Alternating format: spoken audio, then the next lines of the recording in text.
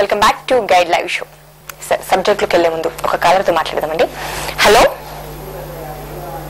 Hello. నమస్తే అండి. నమస్తే అండి, మీ పేరు ఎక్కడి నుంచి కాల్ చేస్తున్నారండి? ఇక్కడ మా పేరు పద్మజ అండి, నేను ఇక్కడ సికింద్రాబాద్ నుంచి కాల్ చేస్తున్నా అండి. ఓకే, మీ డౌట్ ఏంటో అడగండి. మా పాప ఇప్పుడు 10th అండి, ఐసీఎస్సీ సిలబస్ చదువుతుందండి. అయితే దేనికి ప్రిపేర్ కావాలి కొంచెం కన్ఫ్యూజ్ ఉందన్నమాట. ఆ సిలబస్ గురించి వీళ్ళకి ఇంటర్కి వెళ్తే ప్రాబ్లమ్ ఎలా ఉంటుందని ఎంపీసీ గ్రూప్ తీసుకుంటే. మ్యామ్, మీరు ఏ సిలబస్ గురించి అడుగుతున్నారు? ఐసీఎస్సీ సిలబస్ అండి, మా పాప చదువుతుంది ఇక్కడ. ఓకే, సో చెప్పండి sir.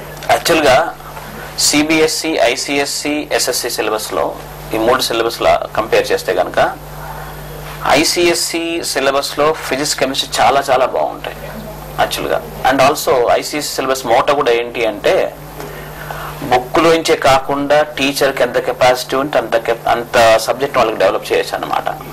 So concepts wise ICSC పిల్లలు ఈ ఫిజిక్స్, కెమిస్ట్రీలో స్ట్రాంగ్ గా ఉండే అవకాశం చాలా ఉంటుంది.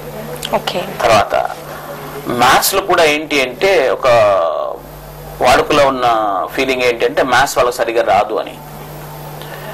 అది ఏంటంటే స్టేట్ సిలబస్ వాళ్ళతో కంపేర్ చేసుకోవడం వల్ల వచ్చిన అపోహ అనమాట.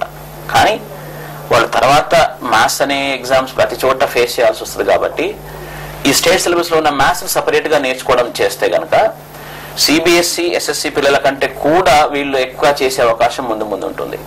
వీళ్ళు తప్పకుండా ఐఐటీకి ప్రిపేర్ అవ్వచ్చు, దేనికైనా ప్రిపేర్ అవ్వచ్చు. సో ఐసీఎస్సీ చేయడం వల్ల ఎట్లాంటి డిసడ్వాంటేజ్ లేదు, ఏమైనా ఉంటే కొంత అడ్వాంటేజ్ ఉంది. బట్ కేర్ఫుల్ గా ఎక్కడ ఉండాలి అంటే మ్యాథమెటిక్స్ లో అడిషనల్ గా స్టేట్ సిలబస్ సంబంధించిన ట్యూషన్కి వెళ్ళడం కానీ లేక బుక్స్ చేసుకొని చదవడం కానీ చేస్తే చాలా బాగుంటుంది.